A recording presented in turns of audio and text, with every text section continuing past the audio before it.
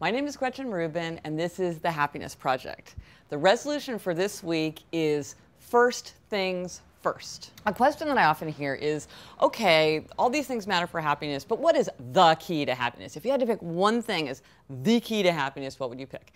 And depending on what framework you use to think about happiness, you can come up with different answers. But I often think of what a friend of mine told me, which she said that her motto in life was first things first.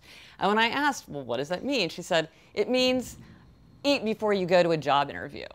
And I think that first things first is a really good thing to think about in relationship to happiness, because happiness can feel very transcendent, very abstract, very complicated, but a really good place to start is just with the basics, the most core, basic, elemental parts of your life.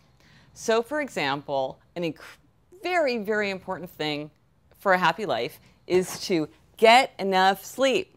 Your pillow is one of your most important tools.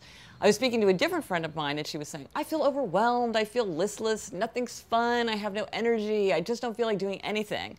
And she thought she had all these sort of fancy explanations for what was going on. And then I said, well, what time do you go to sleep at night? She said, well, I go to bed about 1. And I said, well, what time do you wake up? She said, I wake up about 6:45. And I said, you're just not getting enough sleep. Many people are chronically underslept. And it's something that really backs up on you. It makes you irritable. It depresses your energy. It depresses your immune system.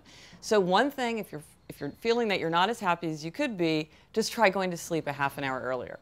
Another thing is to try to get some exercise.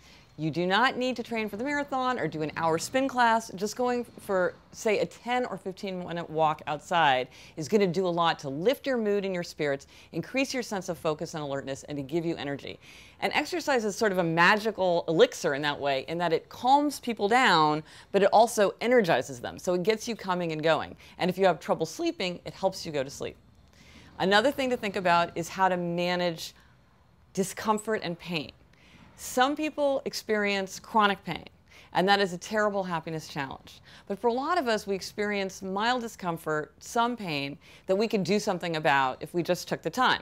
For example, I'm in a very noisy place because they're tearing a building down behind my building, and I need to think about, well, what could I do to stop having this constant loud noise affect my day? There's probably a lot of things that I could do if I would just put my attention to it and figure out how to address this constant nagging problem that I'm probably going to be facing for the next 2 years. So the key to happiness to think about this week is first things first.